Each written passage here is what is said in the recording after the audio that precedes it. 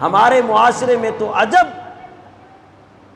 عجب درندگی اور حیوانیت پائی جاتی ہے، خدا کی قسم، اوپر سے لے کر نیچے تک ہمارے معاشرے کا ہر فرد ذہنی بیمار ہے، ہر فرد۔ اچھا، صحابہ کرام کے ہم عمل کو دیکھیں تو ہمیں حیرانگی ہوتی ہے کہ صحابہ کا عمل اور ہمارا عمل، انہیں کسی کی مدد کر کے کتنی خوشی ہوتی تھی اور ہم کسی کی مدد کرنا کتنا بوجھ سمجھتے ہیں۔ ذہنی بیمار ہے ہمارا معاشرہ، ذہنی طور پر۔ باپ پھل کھانے کو ترستے ہوئے، ماں پھل کھانے کو ترستے ہوئے دنیا سے رخصت ہو جاتی ہے، اور جب وہ چلی جاتی ہے تو پھر ہم مسجدوں میں پھل بھر دیا کرتے ہیں، اے جی اماں جی دے ناں تے تقسیم ہو رہی آتی، اے جی ابا جی دے ناں تے تقسیم ہو رہی۔ وہ ایک لقمہ تو نے اپنی زندگی میں اپنی ماں کے منہ میں کیوں نہ ڈالا،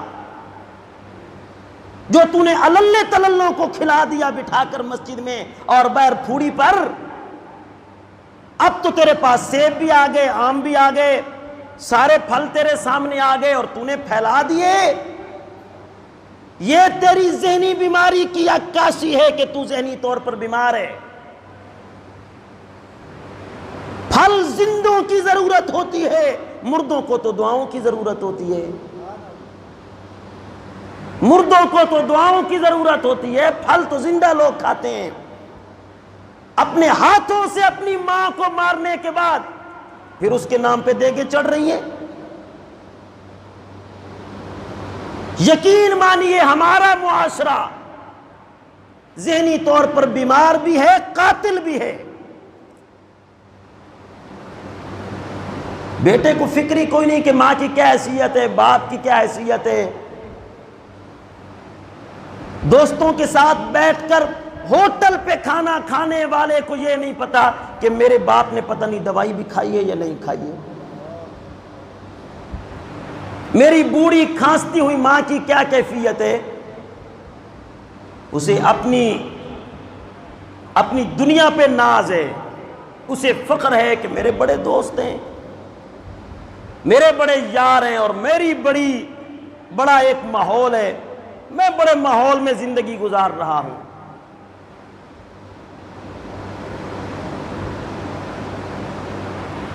اللہ اکبر۔ یاد رکھ لیجئے، معاشرے کا حسن انسانیت کے ساتھ ہے، اور انسانیت محمد عربی کی تعلیمات کا نام ہے۔ حضور کی تعلیمات پر عمل نہ کرنے والا مسلمان تو بڑی دور کی بات ہے، انسانیت سے بھی دور ہے۔ معاشرہ بنتا ہی تب ہے جب ہم ایک دوسرے کے مددگار ہوتے ہیں۔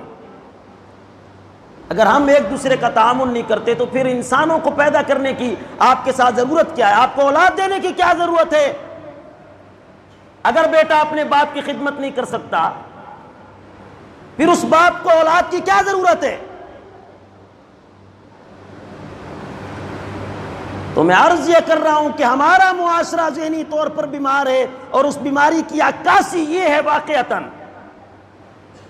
کہ وہ بوڑھا باپ اور وہ بوڑھی ماں جو زندگی میں پھل کھانے کو ترس گئے اور آخری دم تک پانی کا ایک گھونٹ مانگتے رہے، وہ نہ بہو نے دیا، نہ بیٹی نے دیا، نہ بیٹے نے دیا، اور جب وہ اس دنیا سے رخصت ہو گئے تو پھر ان کے نام پر دیگیں چڑھائی جا رہی ہیں، پھر ان کے نام پہ مسجد میں پھل رکھے جا رہے ہیں، پھر اللے تللے لفنگے سارے اکٹھے ہیں، گٹھنیاں بھی پڑھتے ہیں اور گٹھنیوں پر پتہ نہیں پڑھتے کیا ہیں، اور پھر ان کے نام پر پھل تقسیم کیے جا رہے ہیں۔ تیرے ان پھلوں کا کیا فائدہ ہے کہ تو ان کی زندگی میں ان کے منہ میں کچھ ڈالتا تو ان کی دعائیں تجھے جنت کے رستے پر لے جاتی۔ خدا کی قسم، ماں اور باپ کی دعا پل ہوا کرتی ہے، پل۔ اس پہ سوار ہو کے تم پتہ نہیں طوفانوں اور کتنے سمندروں اور کتنے دریاؤں سے گزر سکتے ہو، یہ تمہارے لیے پل ہے، پل۔